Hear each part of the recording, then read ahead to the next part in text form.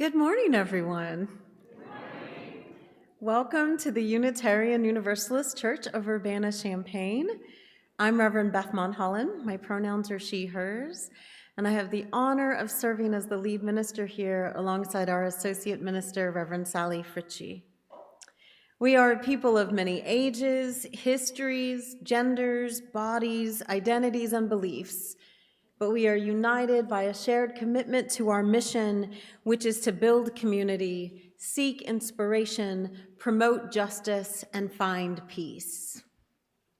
In today's service, we are going to be doing a little bit of a dive into our history, this congregation's history, and it seems only appropriate when we are talking about our history on this land that we acknowledge those whose land this was before white settlers came.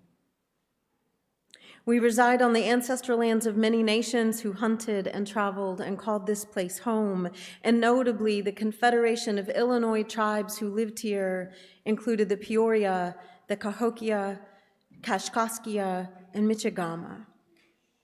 These peoples and others are still striving for sovereignty and dignity today, and while we know that a land acknowledgement is neither relationship nor reparations, we do trust that grappling with our history with honesty and care is one path to relationship. No matter where our ancestors came from, no matter how we got here, we are joined together in that mission, and we honor all who've come before us as we gather and worship on this land today. So I want to welcome us more fully, more presently into this space, whether we are here in person and for all of those who are joining us online. I want to extend a special welcome to any guests who are among us today. If this is your first or second time with us, I would invite you to complete a visitor's card so that we can stay connected with you. And I want to remind us and let our guests know that you are welcome to join us for fellowship in our fellowship hall immediately following the service. I would also like to let folks know, or remind you, as the case may be, that we gather with care for each other in community, and so please honor people's boundaries, and if you see someone wearing a red or yellow lanyard, maybe instead of trying to hug them, just wave from a distance. And because we are a people of many ages, you all, some of you can't see this, but young Porter is doing a dance up here in the front. Porter. Thank you. Porter is demonstrating for all of us what it means to be embodied in worship today. And is it Maria? Is that her name? No, I was remembering. And Maria, who is she a year old now? Yeah, 18 months. So Maria is another young person, and Maria and Porter are showing to all of us what it means when we make space for all of the ages and experiences, and the fact that we live in bodies that sometimes need to move and sometimes need to make noise. And that is okay, everybody.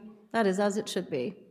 And if you are finding yourself or your little ones needing more space than this sanctuary offers, you are always welcome, no matter your age and no matter your needs, to go to the fellowship hall, to stretch out, I don't know, play on the floor, use the bathroom, whatever you need for your body today. You are welcome to claim that, and you'll be able to hear the audio feed of the service in the sanctuary. Our young people will also be invited to go to their REE classrooms following the time for all ages, which is marked in your order of service. So, little ones, we won't hold you captive to my talking at you forever, I promise. With all of those things said, I would invite us to take a deep breath. Take another. And another, and let us center ourselves here in this moment together. And now we will light our chalice as we do each Sunday in recognition of our Unitarian Universalist heritage and the spark of life that unites us all. I have asked Sue Stock to read our chalice words today, and Jerry Fry will light our chalice for us. Sue, I'm assuming you don't need my stool. Thank you. The words are here. Thank you. Today's child's lighting words are from Alice Walker. To acknowledge our ancestors means we are aware that we did not make ourselves, that the line stretches all the way back, perhaps to God or gods. We remember them because it is an easy thing to forget, that we are not the first to suffer, rebel, fight, love, and die. The grace with which we embrace life in spite of the pain, the sorrows, is always a measure of what has gone before. We light our chalice this morning as both a beacon of hope for those who will follow after us and as a flame of gratitude for those who came before us. This flame connects us to our UU kin today and to our UU ancestors across time. And our opening song will be the Fire of Commitment, number 1028, and Janet's going to lead us.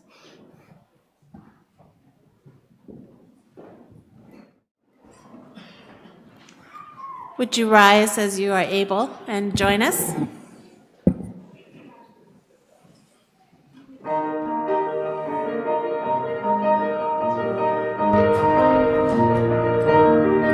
From the light of days remembered comes a beacon bright and clear, guiding hands and hearts and spirits into faith set free from fear.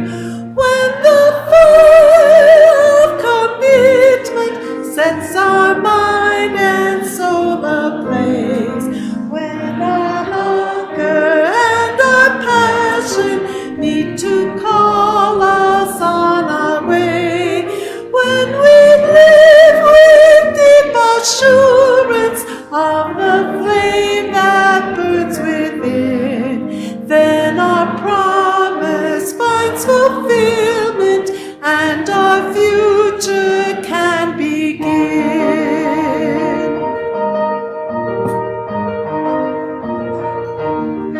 From the stories of our living rings a song both loud and clear, calling pilgrims still to witness to the life of liberty. When the fire of commitment sets our mind and soul ablaze, when our hunger and our passion meet to call us on our way, when we live with deep assurance of the flame that burns within, then our promise finds fulfillment and our future can begin.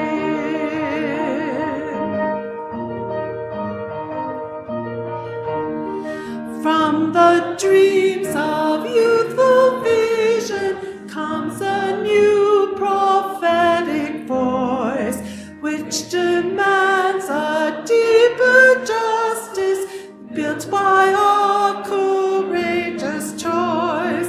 When the fire of commitment sets our mind and soul ablaze, when our hunger and our passion meet to call us on our way, when we live with deep assurance of the flame that burns within, then our promise finds fulfillment and our future can begin.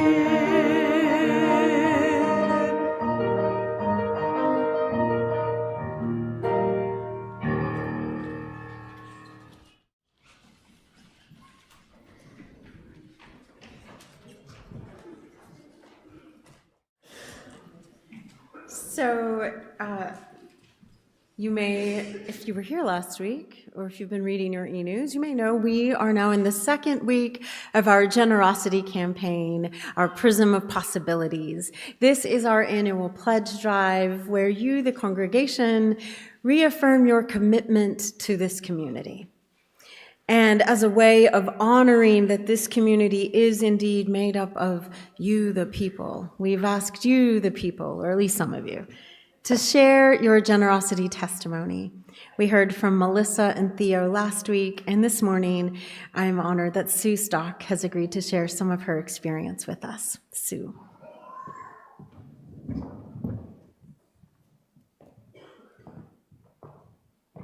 Good morning, everybody. I'm Sue Stock. I use she, her pronouns.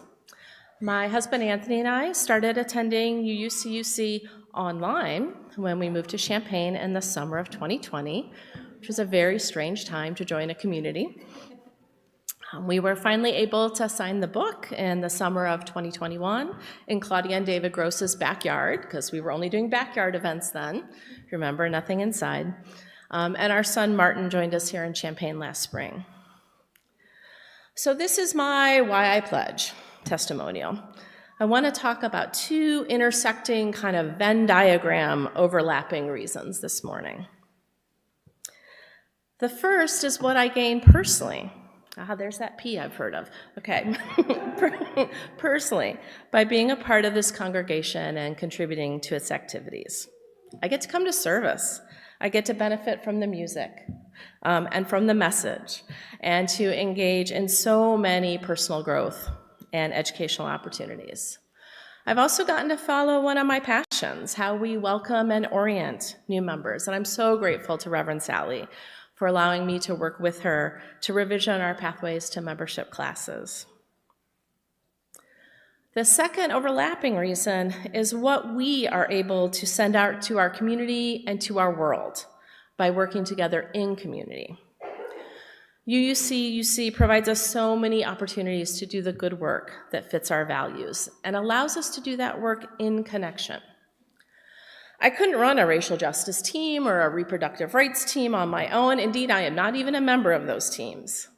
However, I'm proud to be part of a congregation that advances and supports that work. Similarly, although I'm not an official member of the auction committee, I kind of am by marriage.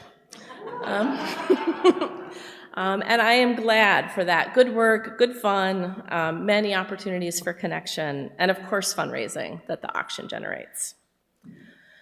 The work and the connection that we share here is fun and value affirming. But I would be remiss if I didn't mention that it's also very serious. I know that what we do collectively saves lives. We collectively help people with housing and with food. We provide affirming and in-depth sex education. We welcome our queer siblings with open arms. We are currently exploring ways to assist people from other states in getting the health care that they need. And those are just a few. Like, wow, what we do together. Gandhi invited us, maybe implored us, to be the change we want to see in the world. And we do this in community every day at UUCUC. How cool is that? Thank you.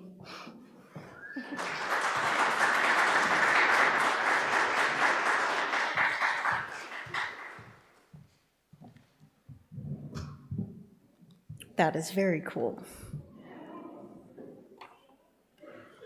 For our time for all ages today, I have a show and tell for you. Are you ready? Did you all bring your show and tell objects like I asked you? Just kidding, I didn't ask anyone to do that. Oh, but there are some young people who are prepared. So, the show and tell, we're gonna have a slide. So you see this image up on the screen. A slide. Can you tell that I'm a child of the 80s? Good Lord. This, everybody, earlier this week, Adelaide Amy, our treasurer, found some amazing historical documents. And I was like, no offense, kids, but these are 150 years old, so you don't get to hold them. But we have them in a nice little sleeve. But this that you see, the abstract of title, is the literal real estate ledger of the people in the 1870s who had been here for 20 years, meeting together as Universalists in each other's homes and said, you know what? There's enough of us and we care enough about this and we're going to make this work, that we're going to pool our resources and we're going to buy some land. And you all, they did. And I know you can't see this, and I apologize because I thought I took a picture of it, but I didn't. This is the chart of a map of Green Street and Birch Street and the little colored plot of land that those people 150 years ago said, we are going to, with faith and hope and the resources we have, commit to building here. Will one of the little ones come here for a minute? Osme, sure, you're in the lead. Osme, and no, you can come too. Will you just do me a favor? Sorry, I've only got 3, but you can all watch them. Can you just hang it? There's a little tree around the front there. When I'm ready, so hold on to it, and you hold on to it until I tell you. So Osme is hanging up a little light that represents a commitment to getting the land. All right, the rest of you hold on. Go ahead and hang it wherever you would like on there, Osme. The other thing I have here is a little book. You all can't read. How many of you go to Montessori schools and know how to read cursive? They're the only ones who know anymore. I will read for you what it says if you can't see it. It says October 1876. Yeah.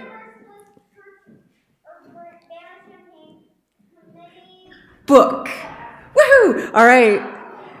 October 1876, First Universalist Church, Urbana, Illinois, Community Book. Will you hang up a thing for that? Yep. So in 1876, this was literally a tiny little book that the people here at the Universalist Church, are you okay, Lucy? Wait, was that Lavender? She's clearly fine. Lavender fell and then was like, shake it off, just keep running. So you all, do you see? The next slide will show you some names. And in this book, there's a bunch of names. And do you know who these names are of? The people who used to be here 150 years ago, right where you are right now, right? 150 years ago. It has their names and a commitment that they are making to the community. Can any of you tell me what some of the numbers over there? Go ahead. So October 1846. Over on the far right side, what are some of the numbers? 100. It's actually, so here's, yep, I'll tell you what it actually is. That's $1. $1, $5, $10. Those were the people saying, I am serving this church, and here is my financial pledge to make sure things work for the next year. You all, do you think $1 is a lot of money? Not right now. Do you know when $1 was a lot of money? In 1876. Yeah, Osme is like, yeah, that's a lot. That $10 pledge, that's the first one listed there, in 1876. When you adjust that for inflation, the spending power of it, meaning if you were going to take your $10 and just go buy stuff, guess how much it would be worth today? But I see one more number. $37. $37? No, 37 is right. They were adding stuff up. $10, okay, guess what? $10, if you went back in time 150 years and you grabbed $10 and then you came back in time in your time machine to right now, guess how much money you would have if you were going out to buy something? Even more? You would have almost $300. That's a lot. But that's like spending power. If you were going to invest that would actually be worth almost $4,000 of investment money. Because money's made up just like time, everybody. I do not have the math for $10,000, but that was a lot back then, and it's honestly a lot right now, so that's just the truth. Thank you all. So here's what I wanted you to see, though. Oh, does anyone still have one of their little crystal balls? Camden does. Camden, will you hang it up for the $10 pledge and the $1 pledge and the $5 pledge from 150 years ago and the $2, the all of it? Because do you know what those numbers actually represent? No. It's okay to be wrong. They represent a promise to the people in the community then, and everybody, they represent a promise to all of you. What do you think that promise is about? I want you to think about what you might think the promise is about, and you all to think about what the promise is about. But in the meantime, as you think about that promise, you can head down to your classrooms. You all ready to go? Yeah.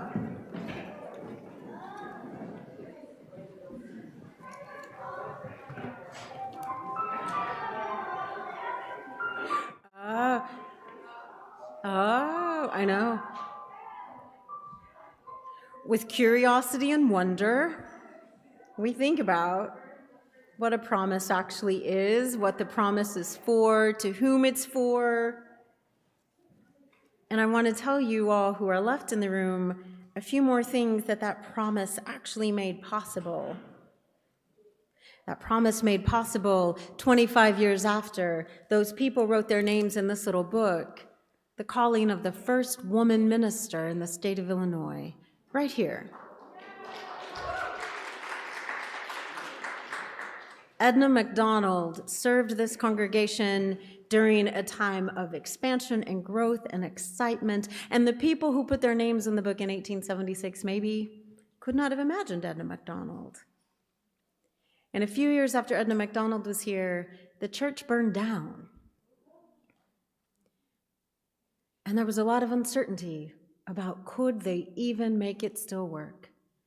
And different people pledged their name in a book and said, we are going to rebuild because we believe in the promise of our community. And in 1968, 60 years after Edna MacDonald was here, this congregation, the newly formed Unitarian Universalist congregation, which formed as a merger from the Universalist Church and the Unitarian Church, a few years before the national merger happened, this congregation ordained and called the first Black minister in the newly formed UUA. We have these relics from our past. We have highlights that are people's written names. We have much to be proud of. And what they are, those promises from the past, is a guide from our ancestors about who we are, but also who we can become. So I want you all to think about your promises to all those little people who just left this room, to all the little people who aren't even here yet, and to each other. And think about how your promises are a promise that we will keep becoming together.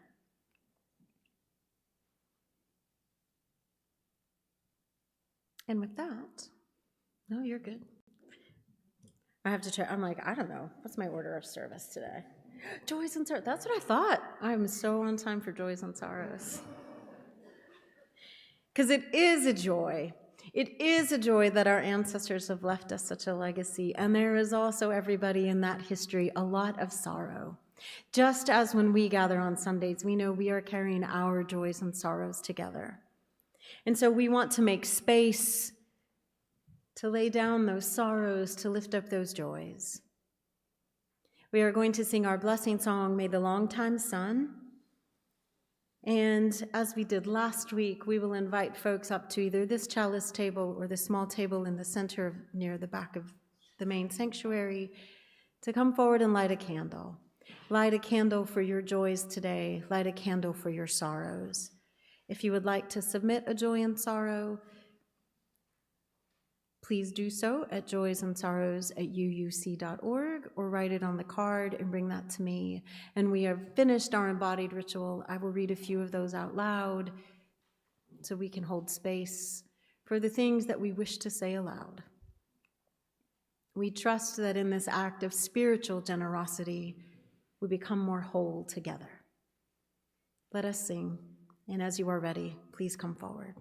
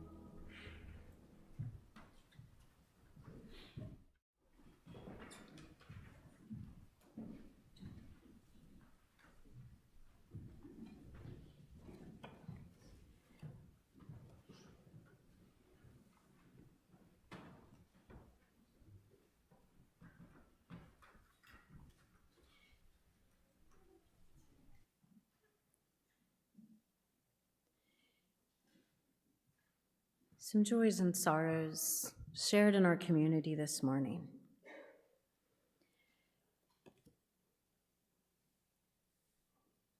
A sorrow for another senseless loss of life to gun violence here in CU. Brandon Hardway was a classmate of our son and our daughter. He will be missed by so many, his wife, family, coworkers, and friends. From Melissa, a joy that my 8-year-old can bring love, joy, and energy to dear friends going through hard times. And a joy that Ben is back safely from his annual long service project to Mississippi. A joy from Elizabeth that after 4 weeks, where are you, Elizabeth? She is finally feeling like herself again and can return to her midwife training. Elizabeth was very ill with pneumonia, and I am so glad to hear she's doing better. From Danny, my parents adopted a cat this past week. Oh, cats are the best. Dogs are also the best. This comes as a huge surprise to our family because pets have been hard for her dad. But it's too hard when they pass. It's so true. It's hard. It's hard to love things and then to let them go, what feels like too soon. I am glad for Danny's family that they are open in a way to make space for all of that. A sorrow from Nick, whose grandmother recently passed. A joy from Kimberly, who is celebrating our OWL classes that officially started last week and speak of the life-saving ministries that we do. That is certainly one of them. A joy from Claudia and David, who are on. They are in the warmth of the Central America, everybody. We can live vicariously through them, but they are joining us online. A sorrow from Lindsay, who is remembering with love the death of her husband, DJ, who's been gone for 3 years now. A joy from David, who is celebrating making it to 70. Happy birthday to David. He offers this Irish blessing, may you live so long that the mere sight of you frightens small children and ex-lovers.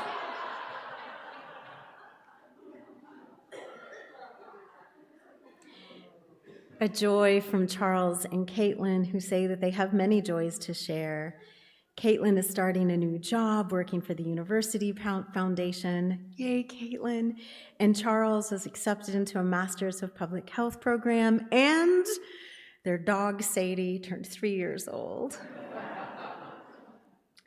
There is a sorrow from Jennifer Ellis, our dear elder Walt McMahon, who has been struggling with health issues the past couple of months, is unfortunately back in the hospital this morning. Jennifer asks that we all hold him and their entire family in our thoughts with love and care. A joy from Katie, who had been wanting to participate in our coffee house since she tuned in remotely more than 3 years ago, and was thrilled that last night she and her husband Brandon did indeed sing a song together at the coffee house. It was great. For all of you who were there, it was wonderful. Lindsay shares good thoughts for Tanya. Tanya Hodges, who is one of the primary organizers of that coffee house, is unfortunately ill and couldn't be there. She joined us in the live stream, though, and we are so happy she was able to do that. And I want to thank Alyssa, our AV tech, who made that live stream of the coffee house so possible. A joy from Kate McDowell. Her husband, Ben, is finally cancer-free and gets to meet, sorry, I have to take my glasses off, gets to meet skating star Johnny Ware at a library conference in October. And then a joy from Autumn and Jade. Almost a month and a half after Autumn's grandmother is finally out of the hospital, and she is working on making her way back home. We always have joys and sorrows to share in community. We always are bringing with us our whole lives, and sometimes, dear ones, we can minimize our joys and say, oh, a celebration of this cat isn't worthy of sharing in community, or, oh, this sorrow is too small, other people are going through far worse than I am. And when you have those thoughts, I want you to remember this time together. All of our joys are worth celebrating. All of our sorrows are worth sharing, because that is what community is for. We lighten the burdens we carry. We lift each other up. And in that spirit, I would invite you to take just a moment of silence to hold the space for all that we have shared aloud today and all that we are carrying silently on our hearts.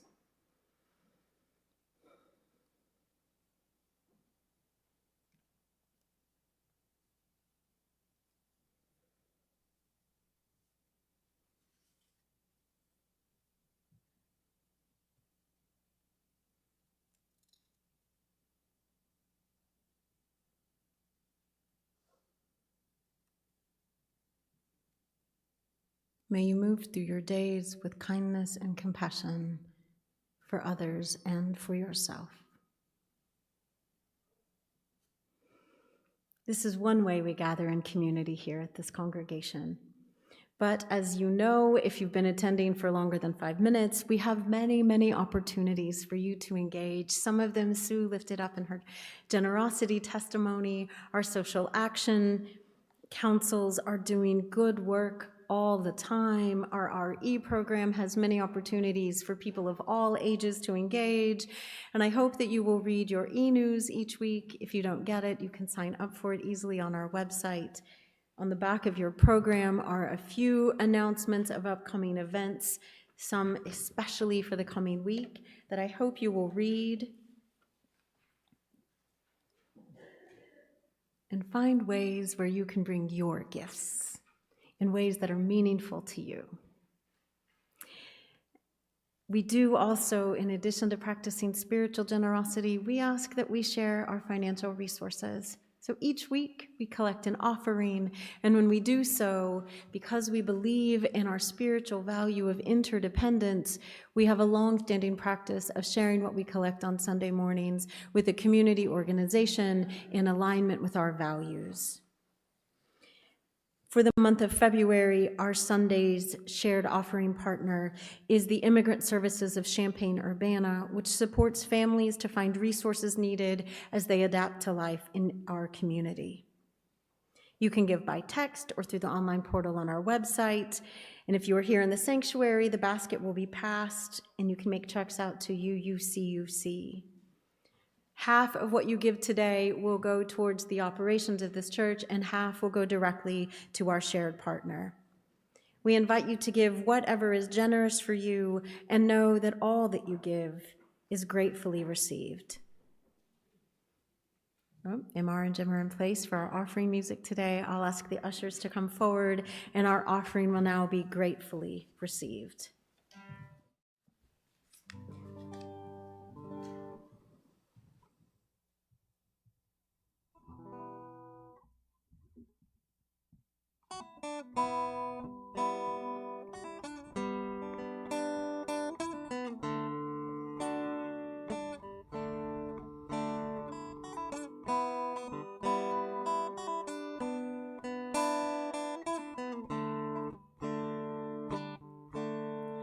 I am a lighthouse, worn by the weather and the waves.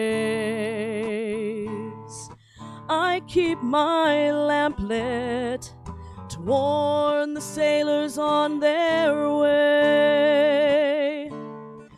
I'll tell a story, paint you a picture from my past. I was so happy, but joy in this life seldom lasts.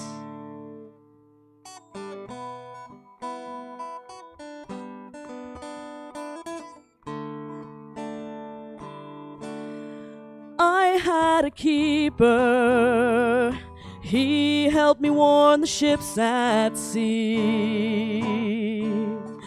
We had grown closer till his joy meant everything to me. And he was to marry a girl who shone with beauty and light. They loved each other and with me watched the sunsets into night. And the waves crashing around me, the sand slips out to the sea, and the winds that blow remind me of what has been and what can never be.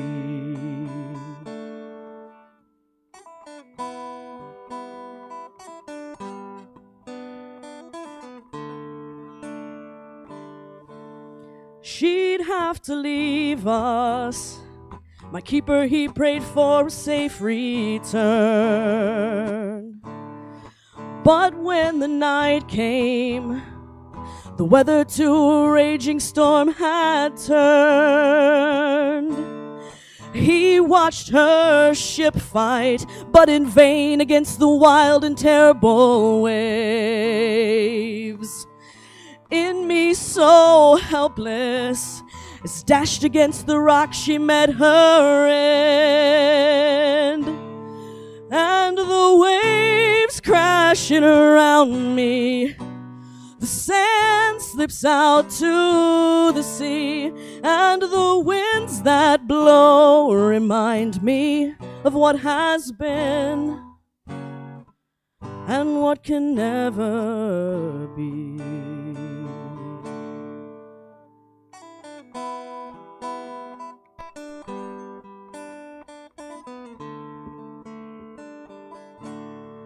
Then on the next day, my keeper found her washed up on the shore.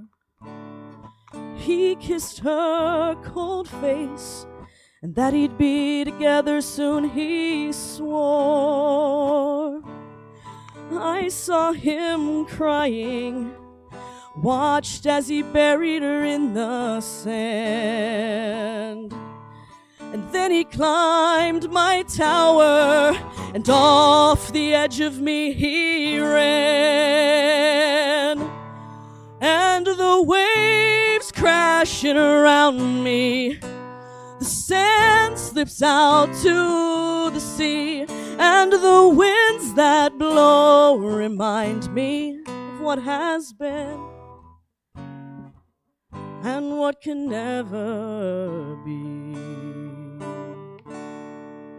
I am a lighthouse, worn by the weather and the waves. And though I'm empty, I still warn the sailors on their way.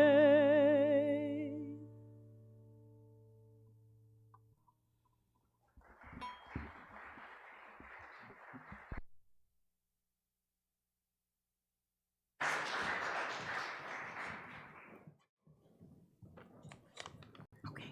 Oh, gosh. Yeah, it is. Yeah. This is A Blessing from Cole Arthur Riley from Black Liturgies. Free us from oppressive spiritual teachings that alienate us from our ancestors. Let us embrace a spirituality that names and honors those mystical members of the divine community that have been lost to death. Let us remember those whose bodies endured the deepest evils, that we might ground ourselves in our own bodies, and in doing so, find our belief more whole. Let us remember those who preserved our deepest joy, that we might realize we've inherited far more than trauma. Ground us, that our memories would not be a torment to us, but would remind us that we will endure. Help us to grieve, to excavate both pain and beauty without being destroyed. And if we dream for what's to come, may it be a dream that holds memory for all that has made us.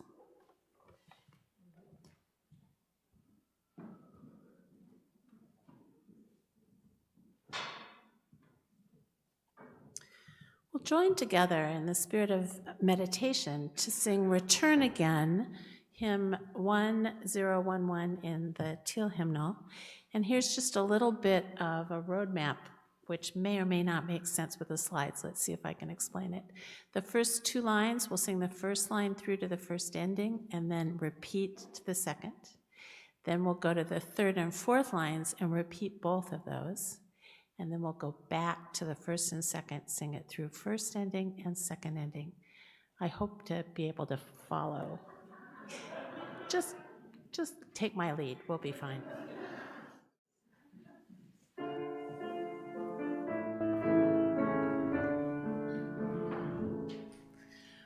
Return again, return again, return to the home of your soul.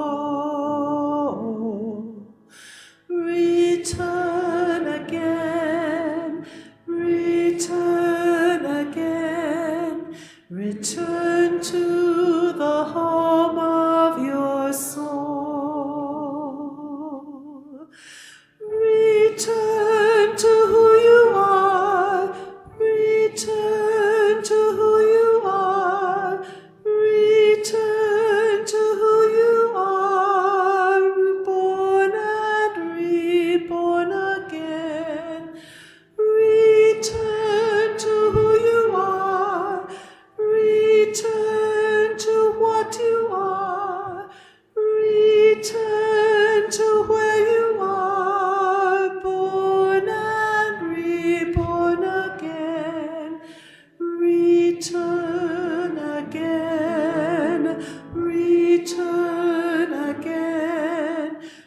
Return to the home of your soul.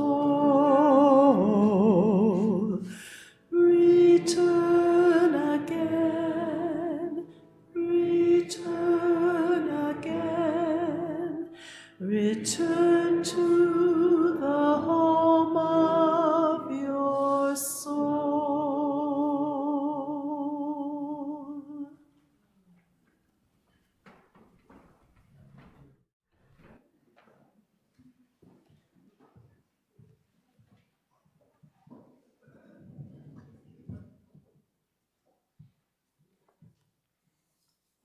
There are many people who do not like history. The study of it, they think it's boring. To which I'm always like, no, it's just the way history is written or taught that is boring. But history is just our stories. And stories, they don't have to be boring. They can actually shine a light for us, like lighthouses. As many of you know, I spent the first years of my life totally like earth, what do you call it? Like I was landbound, everybody, in the hills of eastern Appalachia. So when my family moved to the shores of Lake Michigan, I was astounded. If you've never been to one of the Great Lakes, especially, like it's almost like the ocean. No scent of salt, but an expanse of water that is awe-inspiring. But the cool thing about the shores of Lake Michigan and the city of Milwaukee where I lived is that there are actual lighthouses. I don't know, I kind of thought lighthouses were just in stories when I was a little kid, but they are real. And like the song we heard so beautifully from Jim and MR, lighthouses bear witness. They bear witness to triumph and tragedy. I also had this notion that lighthouses were like, hey, here's the light, come here. And of course, they do say that, but lighthouses also say, here lies danger. You'll die if you come this way. They are both a warning of danger and a beacon of safe harbor. And that is how our history can be. It's how it is. Because we are human and people are going to people, as I like to say. Our history, here, this space, us as a people, our history is full of both joys and sorrows, triumphs and tragedies. In the history of this congregation, there have been ministerial misconduct, ministers who have broken your trust, who have violated their own morals and caused harm. That's part of who we are. There are people who still are healing from that. There are people who don't even know about it, but the harm is still there in the air we breathe. Just like a shipwreck is still there under the water, even after we can't see it, even after anybody who may have witnessed it except the lighthouse is long gone. And so our history tells us what we must grapple with, what we must heal from, if we are going to create safe harbors. And in addition to ministerial misconduct over the years, there have just been all the ways that a group of people gathered together are going to people on each other. There were conflicts that split congregations, people who left. And some of those conflicts were things that maybe could have been addressed if people had sat down and had hard conversations with each other sooner. And some of them, though, dear ones, were people who were growing apart. The Baha'i Center here in town, for example, was started because there was a Unitarian minister who believed so deeply in the transcendent nature of life that the teachings of Baha'u'llah spoke to him. And he began to preach more of that from his pulpit. And some of his people, who were kind of humanist Unitarians, were like, we don't know, we haven't quite embraced pluralism the way they're going to 100 years from now, or at least try to. you're going in a direction the rest of us can't follow. And he had to resign his ministry, not out of anger, but out of an actual fracture that couldn't be healed. And people followed him. And that's okay, but it's also part of who we are.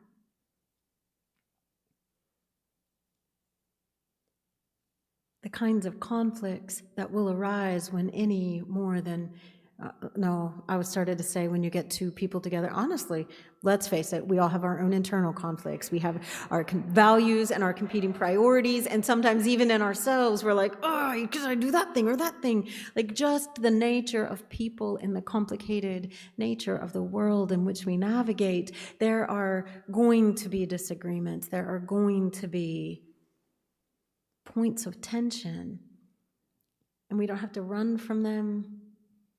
We don't have to avoid them.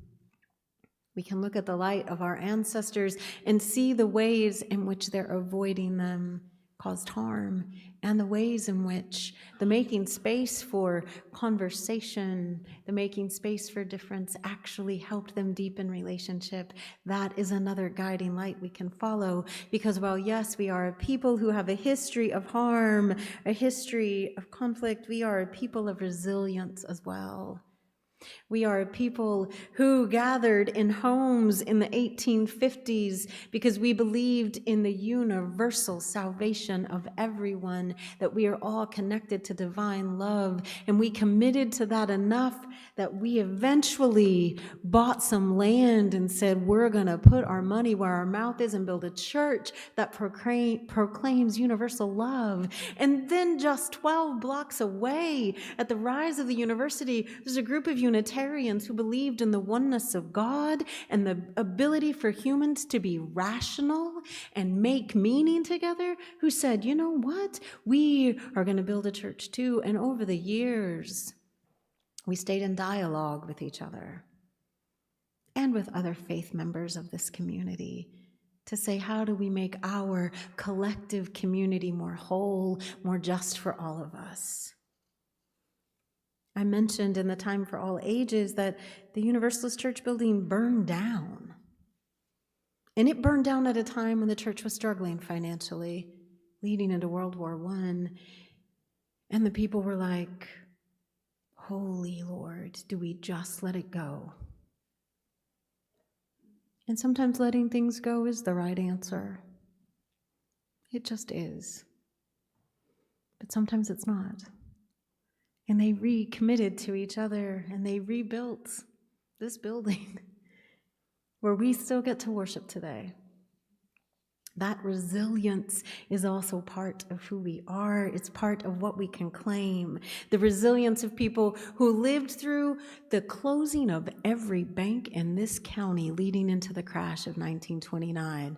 All their savings, gone. And they were like, the Universalists and the Unitarians all took a deep breath and went, let's dig deep, everybody. We're gonna ride this out. We are a people of resilience who survived that, who survived the kinds of controversies that were rocking the mid-20th century. Some of you know the story of Vashti McCullum, whose case went all the way to the Supreme Court to affirm the rights of the separation of church and state. She was a member at the Unitarian Church. Reverend Phil Shug supported her. And while the congregation was like, what's this about? Phil was like, oh no, I am a minister and I believe deeply in the rights of people to not have to proclaim or profess a belief in a God that is not theirs. And while Vashti McCullum and her children were vilified by the larger community, they found comfort and support here. That is resilience with which we can look back to with pride and honor. We come from people who committed to the liberal religious values in the face of those kinds of reactionary forces. The kinds of people who I said who called the first woman minister, who called the first Black UUA minister, the people who were willing to take risks before others were. The people who were willing to reach across the 12 blocks that separated this building and the Unitarian Church and say, we have something in common. We share a commitment to our community. We share values and principles. Why don't we come together? And that's hard work, trying to merge, but we did it. We did it before anybody else in our denomination did. We shone the way, actually, and that is something we can be so proud of. Our ancestors light the way for us. They tell us what dangers there are when we don't attend to relationship. They tell us what glowing pride we can take in navigating difficult waters. The people who signed this little book back in 1876, I imagine that they could not necessarily have dreamed that 20 years later they would call Edna MacDonald. I imagine that they could not have dreamed, even though they were most of them abolitionists and anti-slavery, I don't know that they could have dreamed that this church would call Reverend Gaines in 1968. But the pledges and promises they made in 1876 are what made those callings possible. And we who pledge and promise to this community today do not know what those possibilities will become 20 years from now, 60 years from now. But we have to trust that as our history has shown us we can be transformational, that what we do now will be part of that transforming possibility. When I was preparing for this message today, I was struck. I looked through the history books you have already, these wonderful documents Adelaide shared, and I was struck by the fact, and I had a moment where I literally went, pardon my language, everybody, but I went, holy shit, my name and Reverend Sally's name are going to appear in like the historical record of this congregation. And I had to tell you, I was like, oh, I never wanted my name in a history book. Anybody's history book. But it reminded me, as I had a feeling about that I'm still processing, it reminded me, and I've shared this story in a couple of spaces here, it reminded me of when I was in the search last spring, and members of your search committee said a learning they had in this interim process and in the process of grappling with who you are and who you want to be, that the church is not the minister. The church is you. And while my name as your minister might appear in a history book that you write someday, what I know for a fact is that you are this church. It's your promises and your pledges and your resilience and your commitment that create this community. You are the ones who keep the lights on, literally and figuratively. You are the ones who care for babies when they're crying. Maria, you're okay? You are the ones who show up for the racial justice projects. You are the ones who volunteer in the RE classrooms. You are the ones who help make sure that this beautiful chalice table we have stays alive for generations to come. You are the ones who are this church, and you come from holy, wonderful people.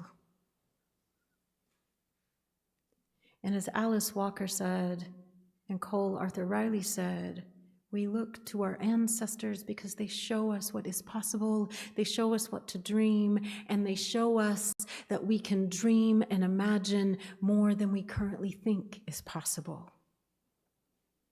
And so what I want us to promise in this pledge season that we have is that we recognize that we are promising to become good ancestors, everybody. We are promising for little Maria, who will probably be the only one here 80 years from now. Maria, I hope you're here 80 years from now. I'm looking around this room. Most of us won't be, and that is okay. It is okay because we are leaving a legacy of light and love for others to follow, so that when little Maria or Theo, who spoke to us last week, and when their children 150 years from now are looking at who made a promise in a book, they will do it with pride and say they overcame much and they made mistakes and they grappled with it and they healed and they left us. They left us a legacy of light and love. And we make promises today for a future we will not witness, but which we will create. May it be so, and amen. And now, my dear ones, take a deep breath. I feel like I need to take a deep breath. But I want you to rise in body or spirit for our final song today, which will once again be This Little Light of Mine. Janet, are we doing our extra verse? I can't remember if we are. All right, if we have our Hide It Under a Bushel, no, we will sing it. Don't hide your light, my loves. All right, here we go.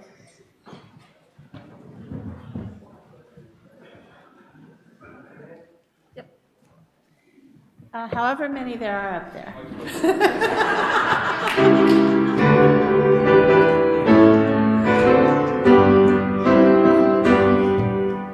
This little light of mine, I'm gonna let it shine. This little light of mine, I'm gonna let it shine. This little light of mine, I'm gonna let it shine. Let it shine, let it shine, let it shine. Everywhere I go, I'm gonna let it shine. Everywhere I go, I'm gonna let it shine. Everywhere I go, I'm gonna let it shine. Let it shine, let it shine, let it shine. Hide it under a bushel, no! I'm gonna let it shine. Hide it under a bushel, no! I'm gonna let it shine. Hide it under a bushel, no! I'm gonna let it shine. Let it shine, let it shine, let it shine. Building up a world, I'm gonna let it shine. Building up a world, I'm gonna let it shine. Building up a world, I'm gonna let it shine. Let it shine, let it shine, let it shine.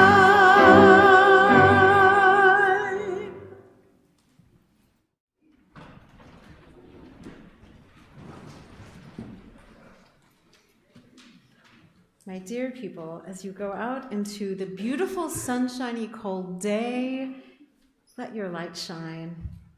And think about the legacies that have been gifted to you and that you carry within you, and the ways in which you can let that light shine to be a legacy for all who will follow us. And I will say our chalice extinguishing words together. They are in your order of service and on the screen. We extinguish this flame